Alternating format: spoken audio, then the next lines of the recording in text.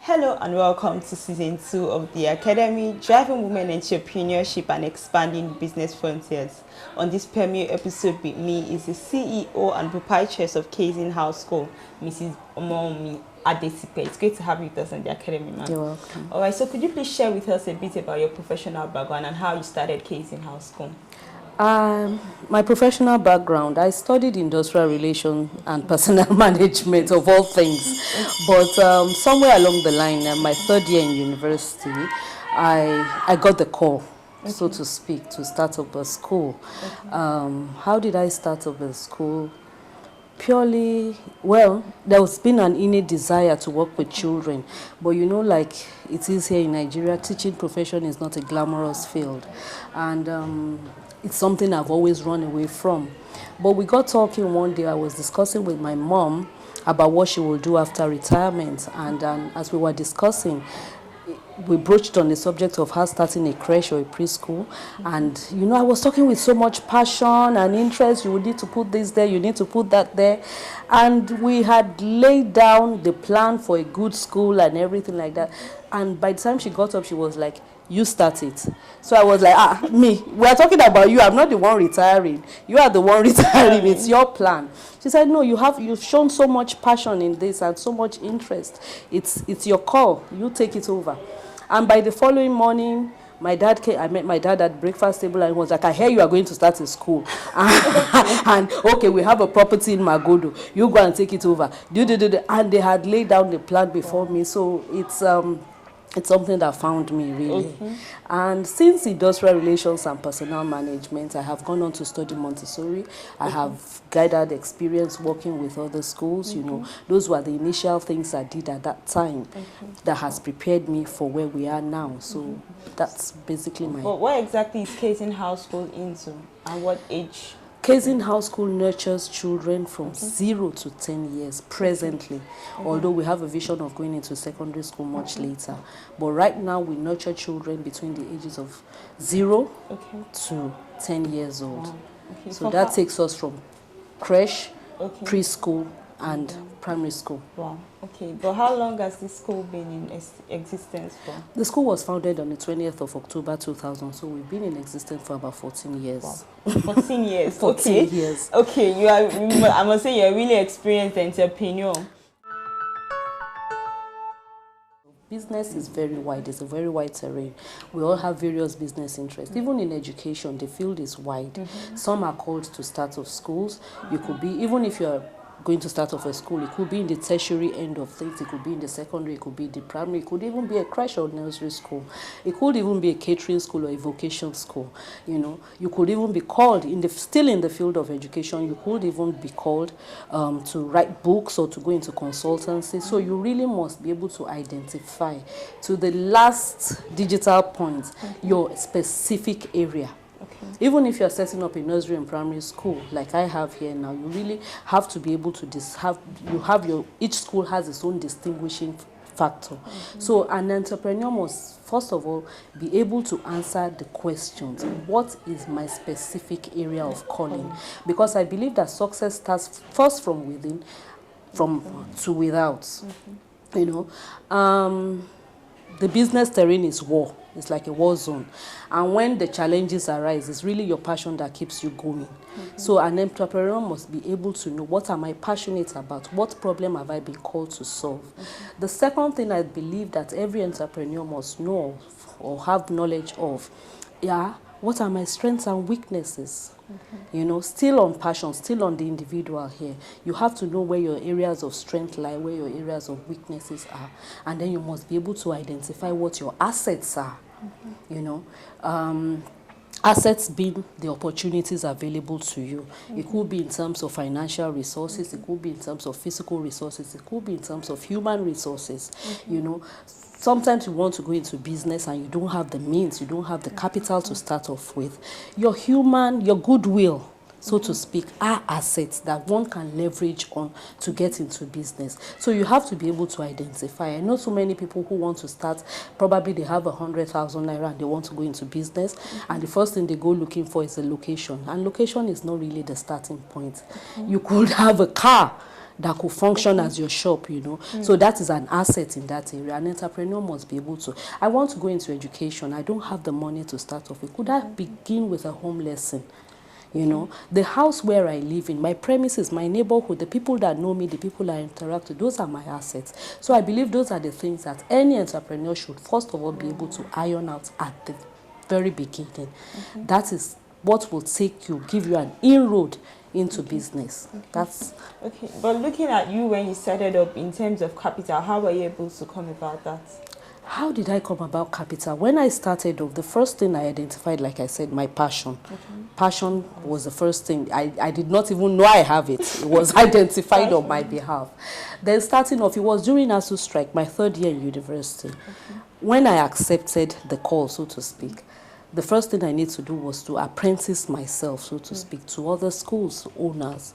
You know, I took up volunteer job at schools and everything, and then from the volunteer job I even took up paid employment, and for the meager salary I was earning then, I was building up my capital. Capital in the sense that I will collect my salary, I will head off to the nearest bookshop, buy pencils, buy biro, buy eraser. I tell you, when I started this school, for the first 2 to 3 years, we did not have to buy pencils or eraser because I had amounted so much in stock. By the time I called people for the opening of the school, they were like, is this an existing school? Or you know, because I had so much. I used to have a very big carton in my wardrobe, in my room then. I would buy things and just dump it in the carton. And by the time I got the premises, I was ready to fly. You know, so starting from your own resources is the first starting point. I won't advise anybody to start a business on a bank loan or on any form of loan for that matter. Be that as it may, I also leveraged on the support of my family. I cannot, I wouldn't be here without that. I would not deny that. Because, of course, like I told you, the human capital, the goodwill I have with my parents and the few family members that know me then, they were able to rally around with me and give me the support because they saw the passion and they knew what I would do with it. I was able to get 100,000 here from this uncle and before you know it, Crazy House School is what we have today. Being a female and being an entrepreneur, it's just like saying the same thing. You know, you cannot explain a woman and the role a woman takes on in life without having defined entrepreneurship. Women are natural born entrepreneurs. Okay? Entrepreneurship is at the heart of femininity because simple O-level economics tells us that entrepreneurship is that which harnesses the strength of other economic resources to achieve a desired or preferred end or objective. I want to cook a pot of soup. I harness the strength of tomato and pepper and I produce what? Women are natural productive. We are problem solvers. And that is what entrepreneurship is all about. So all this talk of women should not be in business, blah, blah, blah, I totally disagree with it.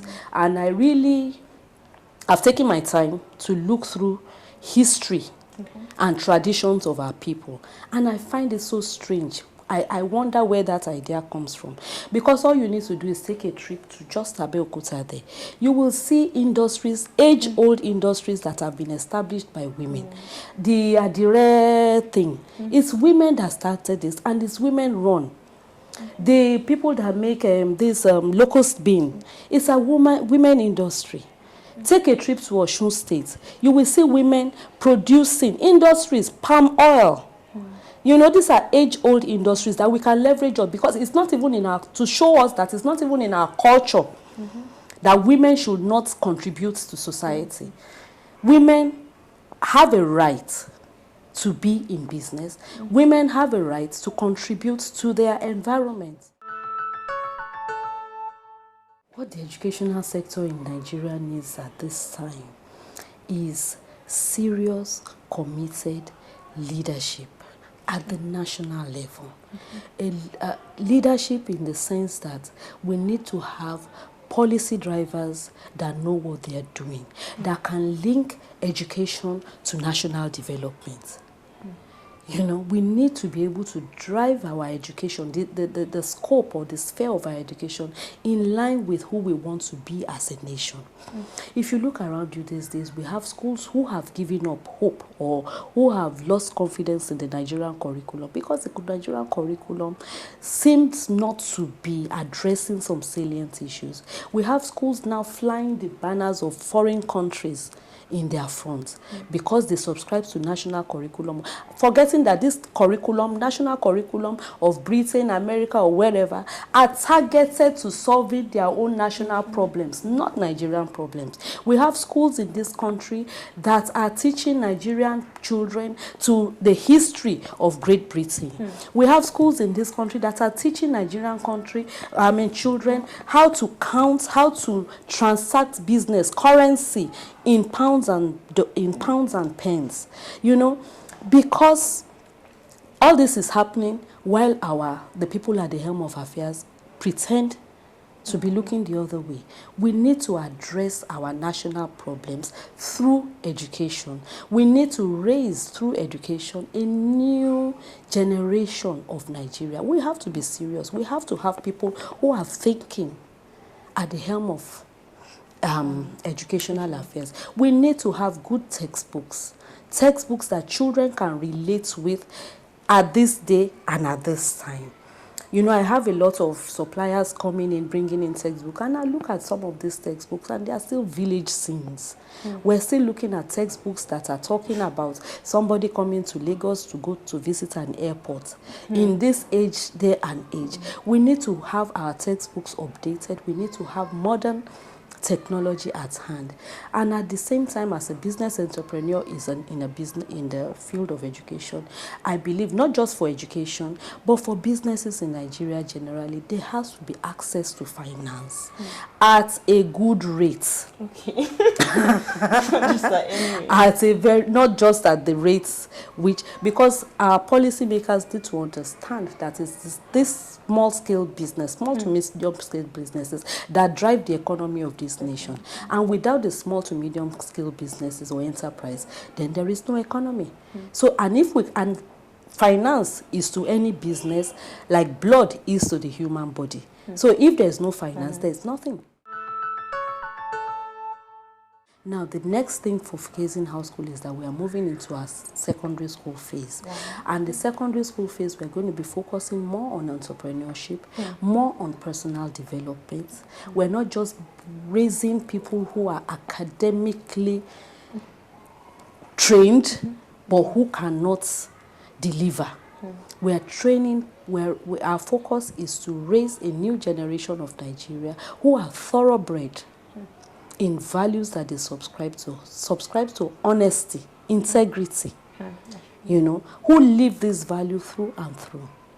And we're going to be putting them, we have a program developed already, which we're still working on, that is going to ensure that naturally these children will elicit those values without stress. So we are building an education that will take Nigeria to its next level. And I'm very sure we'll achieve that definitely by God's grace. Yes, we will. Thank you very much for being with us on the Thank Academy. you. All right, and that'll be all on the Academy for this week. If you have any questions on the education sector, starting up a business in that sector, please do reach us at theacademy@webtvng.com.